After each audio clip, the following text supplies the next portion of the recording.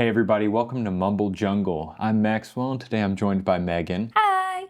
Today we are bringing you scary tales from the internet. We have a collection of several short scary stories that we found while perusing the dark web. And we're going to share them with you one at a time today. So get ready and I hope everybody's having a good spooky October. I was reading these stories in the library, like just sitting by myself, and every time I would like read something really scary, I would like hear something around me and be like, I used to like watch YouTube videos of scary stories and stuff like that, and I would try to make myself scared. Like I used to be a really creepy person, and I would sit in my room in pitch black and I would watch like scary horror video games and like scary stories, horror movies. I would just watch them. So this one right here is from the thread on Reddit. What is the scariest story you know that is 100% true? So this is a true story. It's a ghost story. And it's actually pretty cool. It's not scary at all. But I found it and I was like, oh, that's cool. I need to share this one. So I like ghost stories. this is from the user Cade7. Before my dad died, he once told me a story of when he was in Vietnam in the 1960s. He told me about a mission where he and one other American with 5 CIDG strikers, South Vietnamese villagers turned fighters, were tasked to emplace seismic ground sensors along a trail network deep in the jungle. He said they were about 2 days into the mission when he and 2 of the strikers split off from the main group to go watch a nearby trail intersection. He said the jungle was pretty quiet that day, just the sound of birds and bugs and an occasional monkey. He said that they had been watching the trail intersection for about 3 or 4 hours and were deciding on whether to move further down the trail or to turn back and link up with the rest of the patrol. Before leaving the cover of the brush, my dad said he checked the trail ahead of them one last time and prepared his men to move.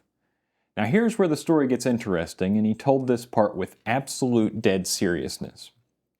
He said, just as he started to step out onto the trail, he saw a light-skinned black Union cavalry soldier in full battle gear laying alongside the trail just shy of the intersection. My dad said the Union soldier had 2 pistols, a Spencer rifle, and a short curved club at his hip. As my dad was trying to process what he was seeing, the soldier looked directly at him and smiled. Then the soldier slowly placed a finger up to his lips as if to tell him to be silent, and then motioned my dad back off the trail. My dad said he signaled for his men to remain hidden, and he recalled that as he slipped back into the jungle on one side of the trail, the Union soldier did the same on the other side.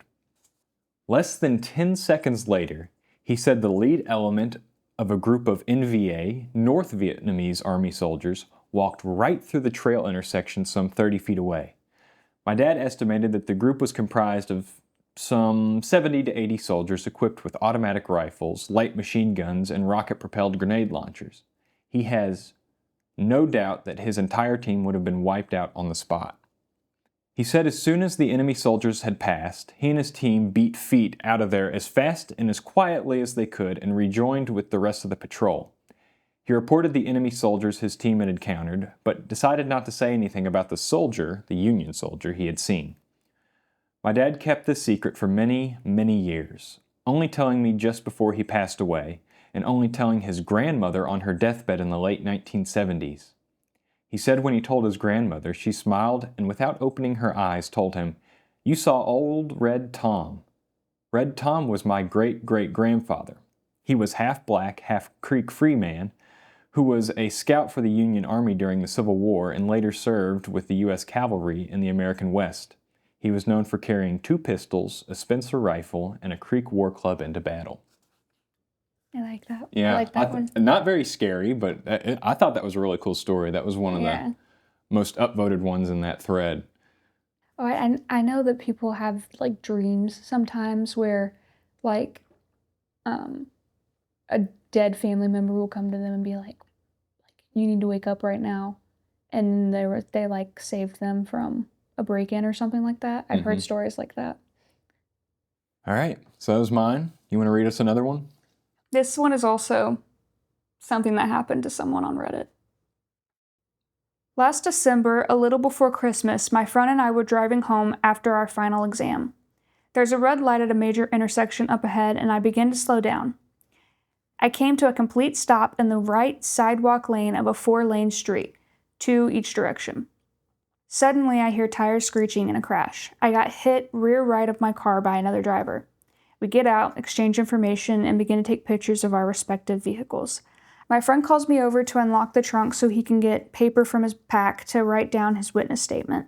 And just as I step back into the right lane my car occupies, a northbound driver who was so occupied with observing our collision drifts into the left southbound lane, which I just stood in, and missed me by about a foot. He was traveling probably about 43 miles per hour. 2 days later, I go paintballing with aforementioned friend and a few others. In between games, you go to a lobby with your mask off, and everyone is supposed to put their paintball marker on safety and have a barrel cover over the muzzle.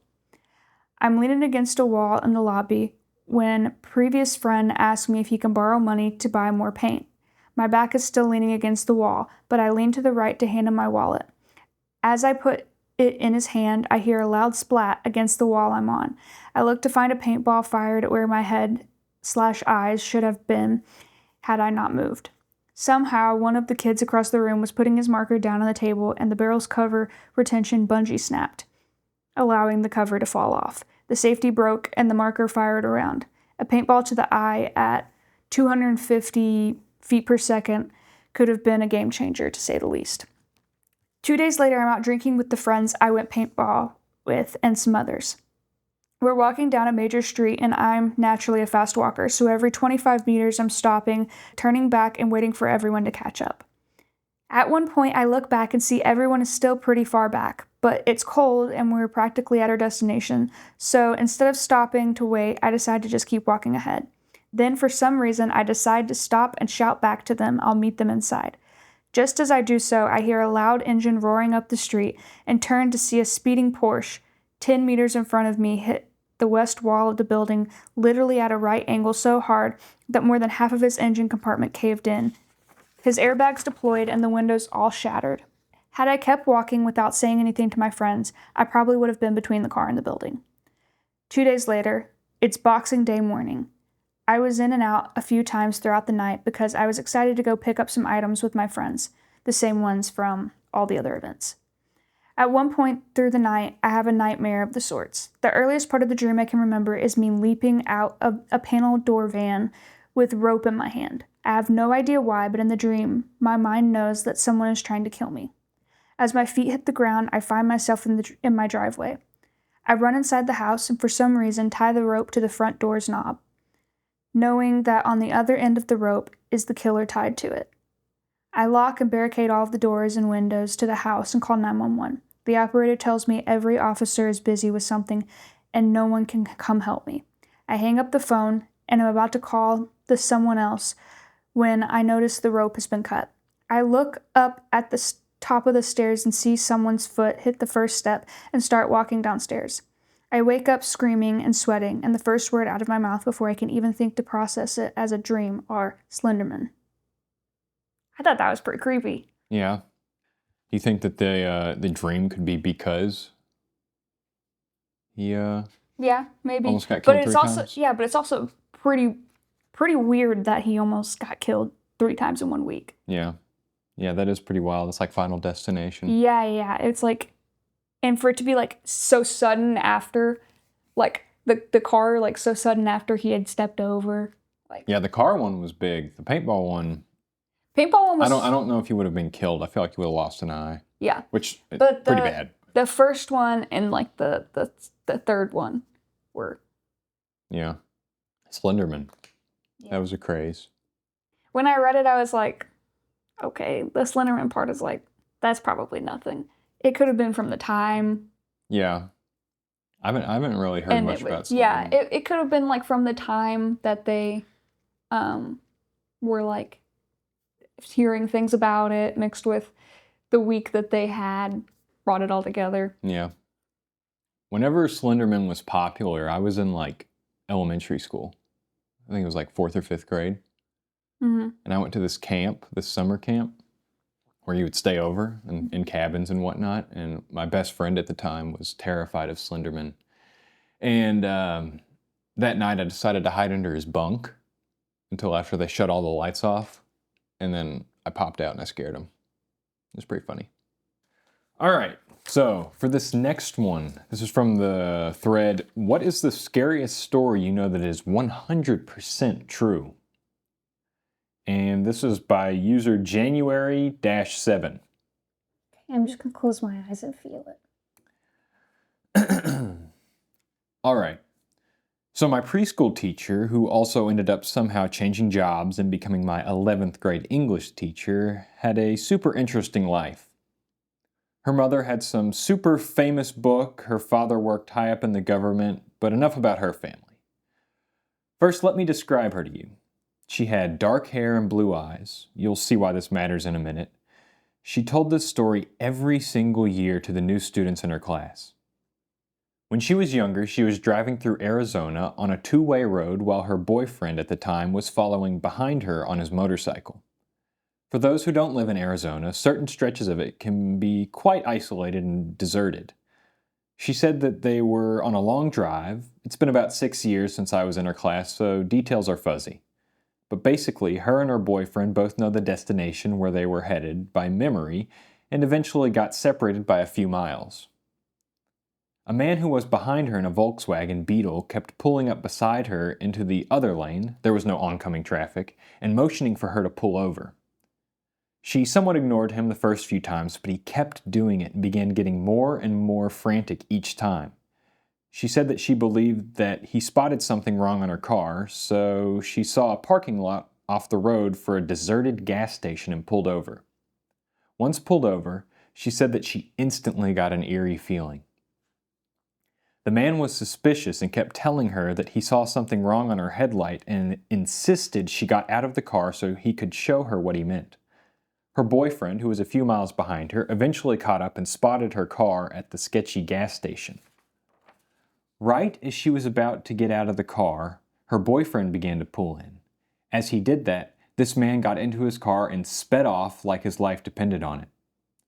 They were later able to identify that man as Ted Bundy. As soon as she said the car, I was like, yeah. Because I already knew that it was about Ted Bundy because I saw the title. But as soon as she said the car, I was like, well, that's him. Because I know quite a bit. You know him? I know quite a bit about Ted Bundy.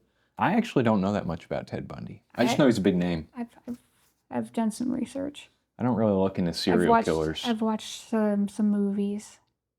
But yeah, I thought that was crazy because we all know, like I say we all know, maybe we don't all know, but I know you and I know the scary stories to tell in the dark story about the man in the backseat of the car. Yeah. So anything that has to do with cars is particularly spooky. Mm-hmm. But thinking about this and being on a deserted road and pulling over to get help from a stranger, that's pretty scary.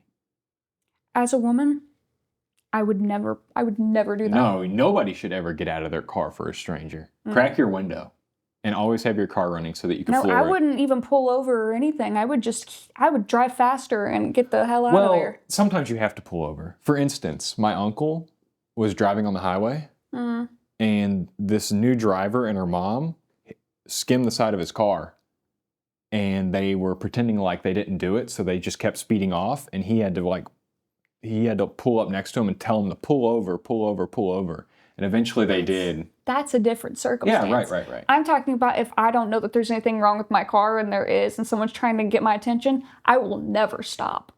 Yeah. Don't do that. But if you skim somebody's car, you should pull over. Yeah. No, yeah. You don't hit and run. Yeah, if you hit someone, you stop. Yeah. But what about the truck driver and the scary stories to tell in the dark with the man behind in the back seat? The truck driver was signaling to her, trying to tell her that there was a man in the back of her car.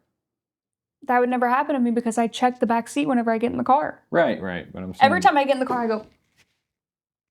Yeah. Every time I go to the bathroom, I check behind the shower curtain. I don't know about that one, but I don't know what I'm going to do if I see someone there. But if you're babysitting a funny little kid, should you check his closet? If That's a reference to Halloween 2018. Yeah, I know it is. And I'm thinking about, I probably would check the closet, right? Yeah, well... But she didn't get killed until after she checked the closet. So I'm like, maybe if she would have just been like, oh, there's someone in there, let's just get out of the house, maybe she would have lived. If there's a kid that I have a good relationship with, who I trust, who doesn't really pull that sort of stuff with me, tells me that there's somebody in the house, I would leave immediately. Yeah, with me the too. kid. Me With the too. kid. Yeah, because in context of that movie, that kid did not seem like he was the kind of kid that's always like, oh, there's a monster under my bed. Like, he didn't seem like that kind of kid. Yeah. So he was like, there's a man in the closet. But also they kind of had, the way that she talked, it was like he had said that before. And she had been like, oh, get out of his room. And like they kind of had that thing. But I don't know. Well, what's crazy, now we're talking about Halloween 2018. But what's crazy to me is the fact that she went in there and didn't even check.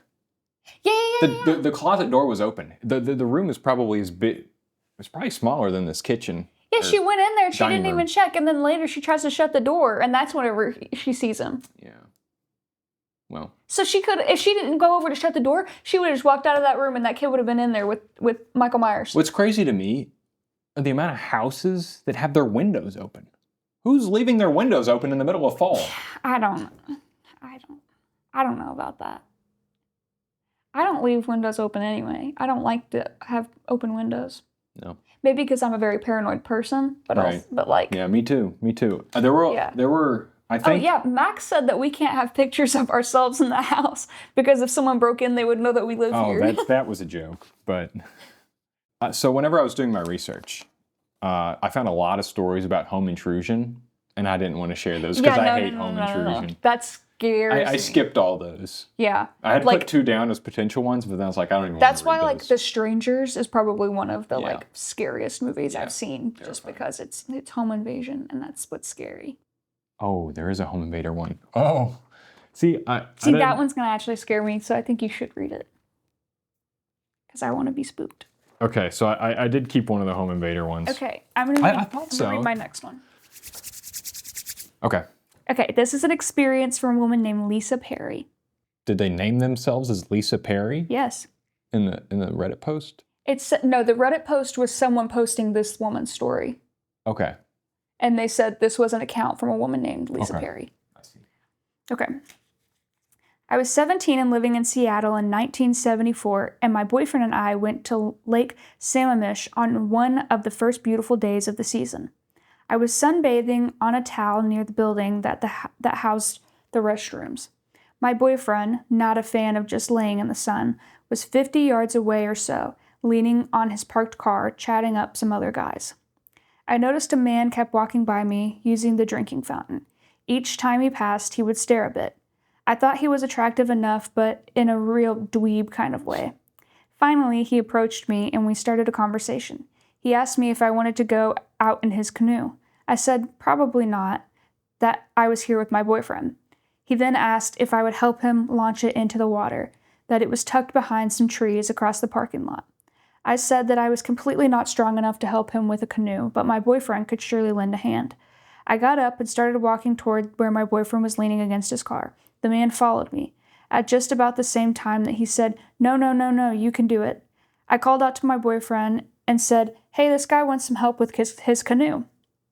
My boyfriend immediately felt the chill and told him in the rudest way I'd ever heard him speak to anyone, which he has said had to do with his primal revulsion to the guy.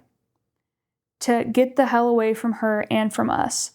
The man said directly to me, and this is the iciest piece that still stays with me the most. This is your lucky day.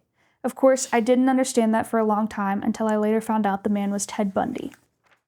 Yeah. That's creepy. Yeah, I did get a chill. Yeah.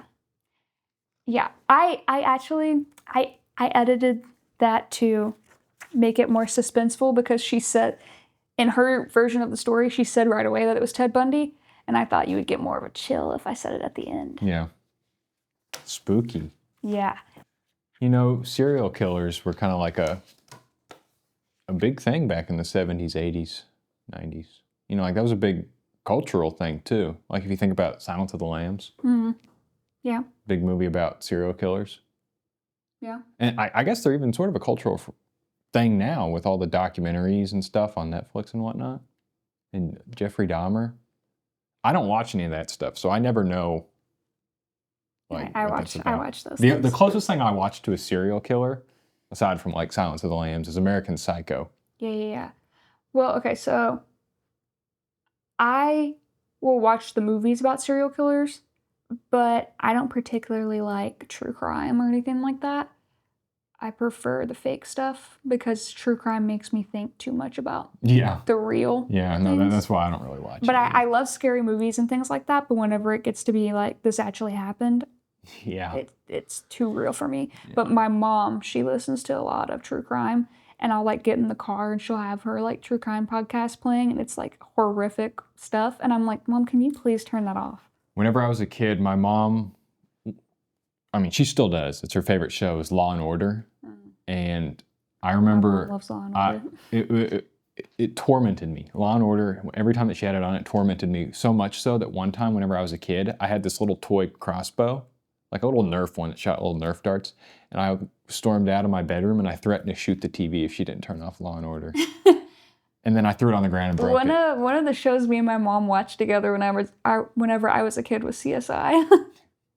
So we had very different experiences because I was like sitting there like popcorn. Yeah.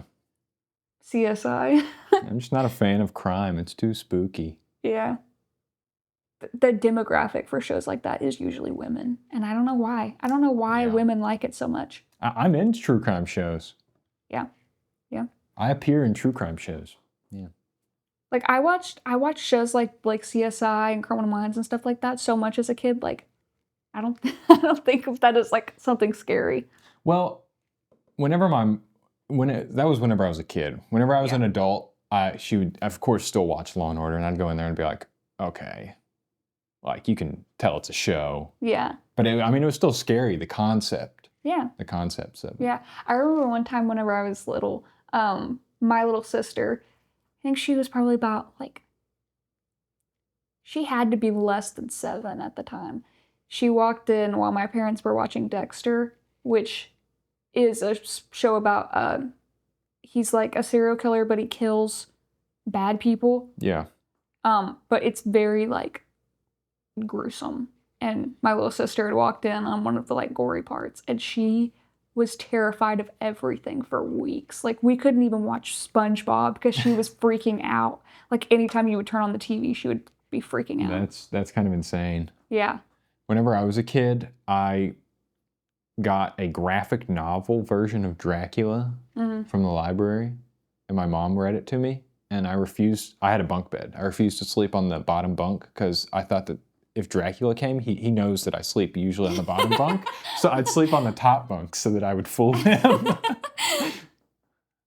Yeah. Because Dracula he's kind of like Santa Claus in the way that he's watching and he knows which bed you're sleeping on. But not with the one that I'm currently sleeping in. He knows my usual.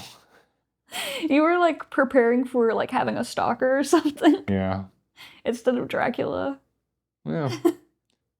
I also had, with the same bunk bed, I had a safety plan, which was actually pretty smart, of if there was ever a home invader whenever I was really young. Because my bunk bed had like this big wooden drawer that you could like pull out and like store pillows and blankets and stuff in. And I figured out with how small my body was as a child, I could pull that drawer out just enough, because it wasn't attached to the bed. It was just you roll it under the bed. But it was large enough that if you pull it out, I could slide behind the drawer in the back of my bunk bed, and nobody would ever be able to find me there. Nobody would ever look there. I also had plans of where I would hide if there was a home invasion. And I don't think that that's normal, and I think that we were definitely not normal kids. Yeah. But I knew that I could fit in like cupboards and stuff like that very easily. So I was always like... Luckily, it never came down to it. Yeah, no, it never did. But yeah. I always thought about like, where would I go? Mm-hmm. In my cousin's house, there was like this one area that was like super small. But they don't like, you don't think anyone would look there. That we were like, okay, that's where we'll go. Whenever I was a kid, I always wanted my parents to install like a safe room. Me too. Like the billionaires have. Yeah, but we were poor. We were like real poor. you ever seen The Purge? We were living in a trailer and I wanted a panic room. Yeah, I've seen The Purge. Yeah, something like what they have. Yeah. But that movie's stupid. It's such a dumb movie. I think the dumbest part of that movie is that no one ever like robs anything. Like they're never like stealing valuables. They're just killing people. It's like if all crime, that is not the stupidest if part all of that crime movie. is legal, I'm immediately going to Sephora and just taking everything. You would not leave your house. You're not going to Sephora. That's true. I'd be scared. Yeah. But I'm not safe here, so might as well go. You want to go to a more populated spot. I don't know. What I would do, honestly? I'd go underground. Well, no. Okay, so if we're assuming that we live in a purge world, Yeah. obviously we're going to invest in a bunker. Yeah. But then everyone has a bunker. Yeah, but if it were just like today, if it just happened all of a sudden and we don't have time to invest in a bunker, I think what I would do, knowing that it's coming up because it is a specific day, I would fill my car up with gas and just go driving the whole night. Because who's going to catch me while I'm driving? Nobody. I was just watching Scream 2, and that's how the guy's like driving. I don't know how Ghostface was able to do this, but the guy's driving and he looks back at Sydney and he's like, she's like, "Where are we going?" And he's like, "If I told you, I'd have to kill you." And then he like turns back to the road and Ghostface like comes in through the window while he's driving. Like how did he do that? People, whenever they're making horror movies, they make cars so, like they nerf cars. Because if you run at a car and the car's going 40 miles an hour, you're gonna like get hit and break a bone. Yeah, no, you're not latching onto that. You're not winning against a car. Yeah. So I've seen that movie hundreds of times. Like I've seen that movie so many times because I love Scream. And I was watching it today and I was like, that's not possible. I think you're rubbing off on me because every time we watch a horror movie, you're pointing out everything that like is not possible. And so I was like watching it and I was like, that couldn't happen. Yeah. Unpopular opinion, Halloween is one of the dumbest horror movies I've ever seen. Aside from Nightmare on Elm Street, that one was pretty dumb. The original Halloween, yes. The original Halloween was so dumb. I think the one from 2018 is I think it's pretty good. I thought it was okay, but I'm still wondering why she has a boba walking to school in a neighborhood where there's no boba.